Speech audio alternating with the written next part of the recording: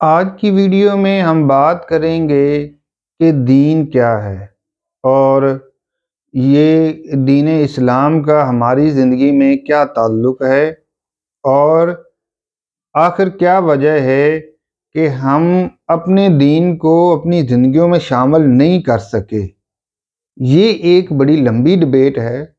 ہم اس کے تھوڑے تھوڑے پوائنٹس کو کوئی 4-5 منٹ میں ڈسکس کریں گے تاکہ آپ کو ایک بیسک انڈرسٹینڈنگ ہو جائے کہ جو مسکنسیپشن ہے آپ کے دین کے بارے میں وہ ٹھیک ہو جائیں، آپ کو سمجھ لگ جائے کہ اصل میں دین کسے کہتے ہیں اور اس کا مقصد کیا ہے، تاکہ آپ صحیح طریقے سے ان کی انڈرسٹینڈنگ کر سکیں، آپ انڈرسٹینڈنگ کریں اور پھر آپ اس انڈرسٹینڈنگ کو اپنی عملی زندگی میں نافذ کرنے کی کوشش کریں۔ کوئی اتنا آسان کام نہیں ہوتا کہ آپ اپنی زندگی میں میجر چینجنگ کر سکیں۔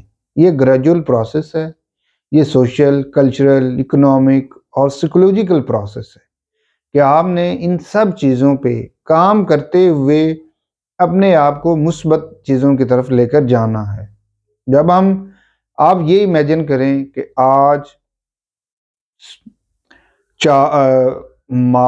اپریل 2024 ہے، ہمارے جو گھر کے معاملات ہیں وہ کیسے ہیں، ہمارے بازار کے معاملات کیسے ہیں، ہماری سیاست، ہماری معاشیت کے معاملات کیسے ہیں، ہمارے لین دین کے معاملات کیسے ہیں، ہمارے سماجی معاملات کیسے ہیں، ان کو سامنے رکھیں۔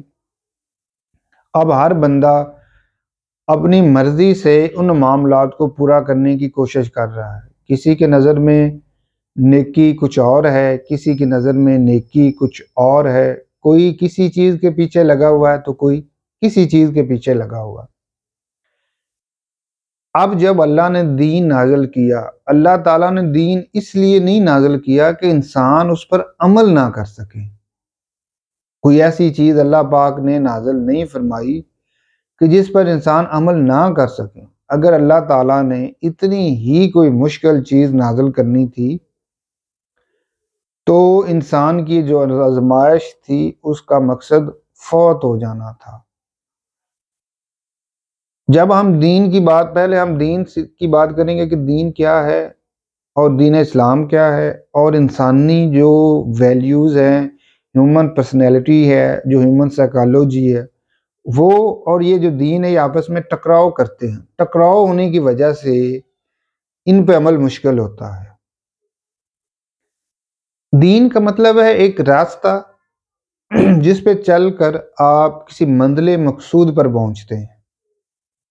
ہمارا دین، ہمارا راستہ اسلام ہے جو ہمیں تاریکیوں سے نکال کر روشنی کی طرف لے جاتا ہے اور ہمیں جنت تک پہنچا دیتا ہے۔ اب جب ہم دین اسلام کی بات کرتے ہیں تو ایک مثال میں آپ کو دینا چاہ رہا ہوں، اس پہ ذرا غور کیجئے گا۔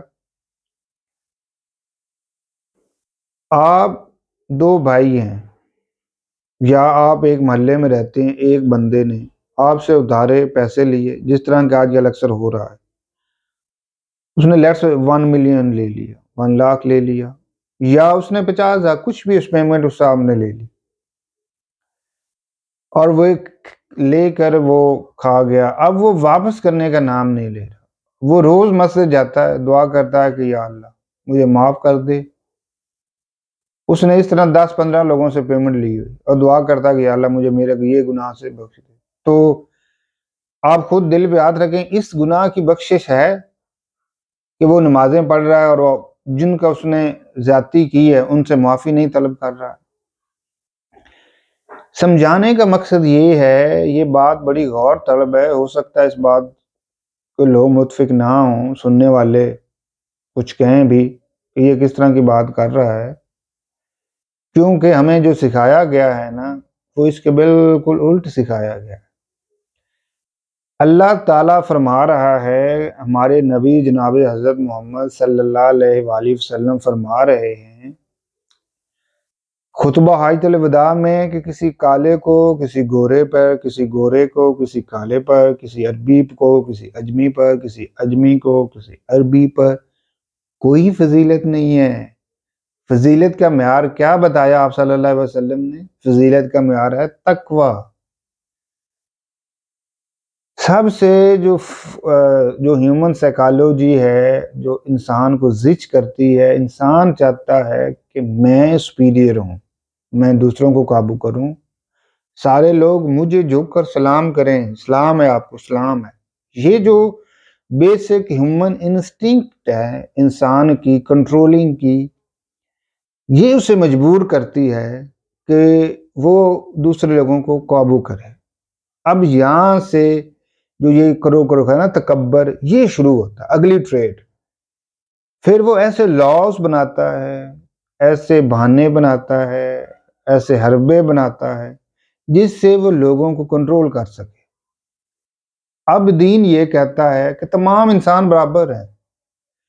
ادھر یہ انسانی جو جذبہ ہے نا، یہ کہتا ہے کہ نہیں نہیں نہیں، میں سپیریئر ہوں، آئی ایم دا سپیریئر۔ اب یہ دونوں جذبات آپس میں ٹکراتے ہیں۔ جب ٹکراتے ہیں تو لوگ کہتے ہیں دین پہ چلنا مشکل ہے۔ بھئی دین آپ کو اپنی حد میں رہنے کو کہتا ہے کہ کوئی کسی دوسرے کے حقوق کو پامال نہ کر سکے۔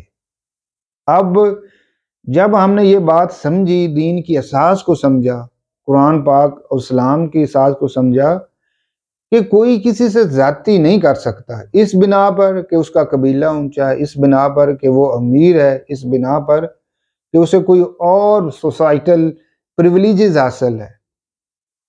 دین اسلام سب کو قانون کے متحد آنے کو کہتا ہے، ڈسپلنڈ لائف گزارنے کا کہتا ہے۔ اب ہوتا کیا ہے، ایک پرسن نہیں چاہتا کہ وہ ایک ڈسپلن لائف گزارے، وہ نہیں چاہتا کہ وہ قانون کے تحت آئے۔ وہ بندہ سوچتا ہے کہ میں کس طرح قانون کو مروڑ سکوں اور اپنی مرضی کا قانون بنا سکوں، تو پھر وہ دماغ کی جو نیگیٹو فرقی ہے نا وہ چلتی ہے۔ پھر وہ لوگوں کے حق مارتا ہے، لوگوں کو ذلیل کرتا ہے، لوگوں کو دباتا ہے، ان کے رزق کو کنٹرول کرتا ہے، اور پھر ان کے دماغوں کو بھی کنٹرول کر لیتا ہے۔ بیسیکلی جو ہم نے پہلے بات کی تھی کہ انسان کی زندگی کا مقصد ہے پازیٹیوٹی، اچھے عمل کرنا۔ اچھے عمل میں بے شمار اچھے عمل ہیں، برے عمل آپ جانتے ہیں، آپ کا دل بھی گواہی دیتا ہے کہ یہ برا عمل ہے۔ سوال اب آگے ہے کہ جب یہ دو چیزیں آپس میں ٹکراتی ہیں نا، ایسے ادھر سے دین آتا ہے، ادھر سے ہیومن جذبات آتے ہیں۔ آپ نے کبھی کسی کمزور بندے کو دیکھا؟ وہ ہمیشہ لا کی بات کرتا ہے، کیونکہ اسے پتہ ہے کہ لا مجھے پروٹیکشن دے گا۔ اصول کی بات کرتا ہے، ضابطے کی بات کرتا ہے، اور انسانی عقلی تقاضا بھی یہی ہے کہ کوئی اصول، کوئی ضابطہ ہو جس کے مطابق زندگی گزاری جائے۔ اب روز تو نہیں نا آپ لڑ سکتے، روز تو نہیں نا کوئی پنگے لے سکتے، ایک ضابطہ دیا گیا آپ نے اس کے مطابق۔ لیکن یہ جو نیگیٹو ویلیوز ہیں، غرور، تکبر، کنٹرول دوسروں کو کرنا، اور انسان ہمیشہ خوشامد پہ خوش ہوتا ہے، جب اس کی کوئی تعریف کرتا ہے تو وہ خوش ہو جاتا ہے، تو وہ تعریف کا جو ہے خوشی اس کے لیے اسے لوگ درکار ہوتے ہیں، تو پھر وہ اپنے دماغ کی فرقی کو گھماتا ہے، تو فرقی کو گھما کے اپنی مرضی کے قوانین بناتا ہے۔